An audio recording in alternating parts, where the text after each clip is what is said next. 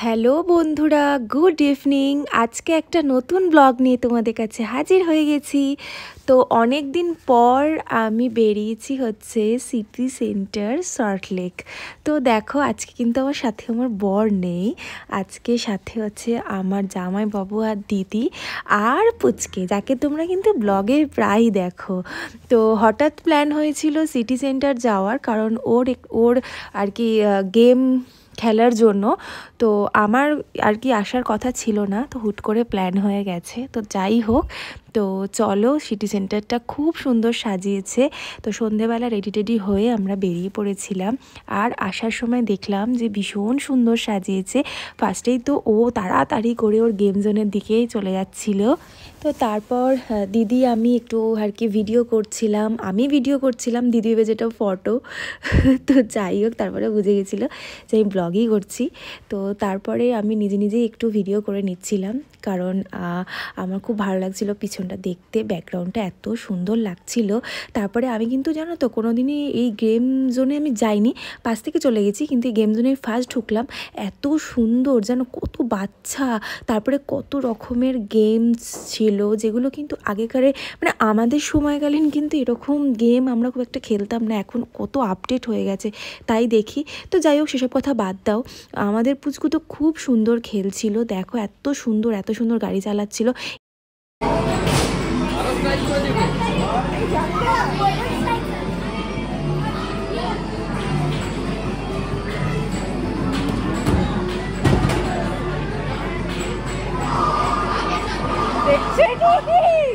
রামকৃষ্ণ ও তো পুরো যেন শ্রীরামকৃষ্ণের মতো পুরো দাঁড়িয়েছিল, আর আমি এত হাসছিলাম, বললাম কী হচ্ছে ওইটা কি শ্রীরামকৃষ্ণের মতন দাঁড়িয়ে পড়েছিস। তো যাই হোক, ও ভীষণ সুন্দর সমস্ত খেলা খেলছিল। তারপরে এটাতে চলে আসছিল, এটাও খুব ভালো লাগছিল আমার, সেই পিচকারির আর কি রং খেলার মতন গেমটা। যাই হোক, আমি অতটা তো গেম টেম সম্পর্কে খুব একটা আমার আইডিয়া নেই, তাও তোমাদেরকে আর কি শেয়ার করছি। তোমরা তো অনেকেই জানো, আমাকে কমেন্ট করে জানিও কোন গেমটার কি নাম বা কিছু। তো যাই হোক, তারপরে ওখান থেকে গেম খেলার পর কিন্তু আমরা বেরিয়ে পড়েছিলাম, আর বেরিয়ে পড়ে কিন্তু ওর খিদে পেয়ে গেছিলো।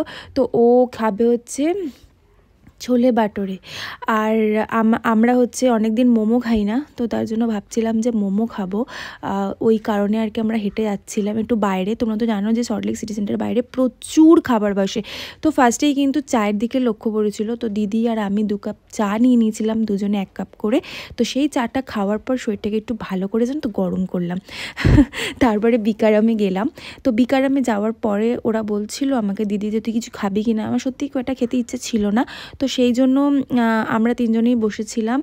তো ও আর কি ছোলে বাটোরা খেতে তো পারে না, জানো বাচ্চারা কইটুকু খায় আর কি, আর বদমাইশি বেশি করে। তারপর কিন্তু আমরা নিয়েছিলাম মোমোটা ভালো ছিল, নট ব্যাড, খারাপ ছিল না, বাট খুব যে ভালো ছিল তা কিন্তু না। তারপরে আমরা আস্তে আস্তে খাওয়া দাওয়া করার পরে আবার চলে এসেছিলাম কিন্তু এই ভিতরটাতে। এত সুন্দর খাবার বসেছিল ওখানে পিঠে অনেক কিছুই বসেছিল, কিন্তু মোমোটা খাওয়ার পরে আমার আর ইচ্ছা করছিল না, জানো তো। তারপর আর কিছুক্ষণ কাটিয়ে আমরা চলে আসছিলাম বাড়ির দিকে, রওনা দিয়ে দিয়েছিলাম। আর যেহেতু সানডে রাস্তা ফাঁকাই ছিল, খুব একটা জ্যাম ছিল না। তো তারপর আমরা গান চালিয়ে গান শুনতে শুনতে মস্তি করে মজা করতে করতে বাড়ির দিকে চলে আসলাম। তো দেখো, আজকের ব্লগটা কিন্তু এত অবধি। ভালো লাগলে চ্যানেলটাকে আমার সাবস্ক্রাইব করে দিও, আর লাইক করে দিও, শেয়ার করে দিও। বাই।